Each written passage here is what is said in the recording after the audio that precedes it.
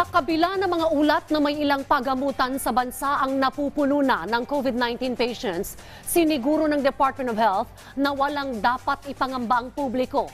Kung bakit alamin sa ulat ni Mark Fetalco.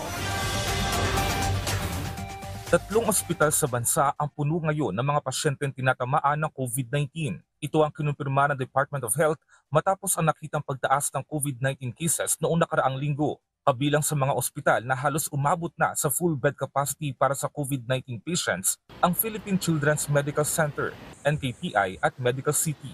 Paglilinaw ni Health Secretary Ted Herbosa, you have to remember, nung inanalyze namin, nung kasing nawala na ang COVID, ang mga ospital, kinontean na lang yung kanilang COVID-allocated beds. At dinamihan yung para sa iba.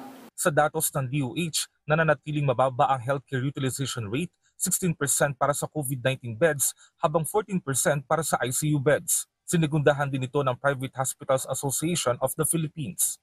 Sa mga pribadong ospital po, hindi naman po ganun kadami to the point na nagkakaroon tayo ng surge katulad ng dati.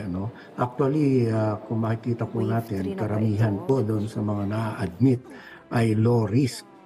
At yung iba po ay incidental COVID pa. Sa ngayon, hindi pa nakikita ng DOH ang pangangailangang muling ipatupad ang mandatory na pagsusuot ng face mask sa mga pampublikong lugar. Ang mas kailangang mag-ingat ayon sa DOH ang mga elderly at may comorbidity, lalo't silang pinaka-vulnerable sa COVID-19. Kaya naman sila rin ang target bakunahan ng monovalent XBB, mga bagong bakuna na mas mabisa laban sa COVID-19 variants. Ayon sa DOH, nasa 1 million doses nito ang nakatakdang matanggap ng Pilipinas mula sa COVAX. Muli naman tiniyak ni Herbosa na walang dapat ika-alarma sa pagtaas ng COVID-19 cases.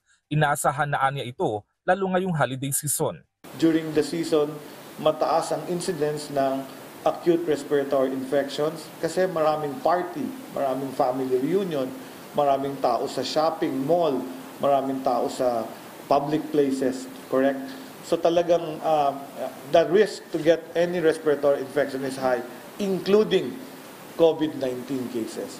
Bukod sa COVID-19, nakitaan din ng pagtaas sa mga kaso ng influenza-like illnesses. As of December 2, may kabuang mahigit 193,000 ILI cases sa bansa, 33% na mas mataas kumpara sa kaparehong panahon noong nakaraang taon. Kaya muling hinikayat ng DOH ang publiko, patuloy pa ring sundin ang minimum public health standards, lalo na sa mga pupunta sa mga pagtitipon. Dagdag na paalala ng kagawaran, kumain ng masustansyang pagkain at iwasan ang mga pagkaing sobra sa alat, matamis at mataba para sa ligtas sa pagdiriwang ng Pasko at Bagong Taon.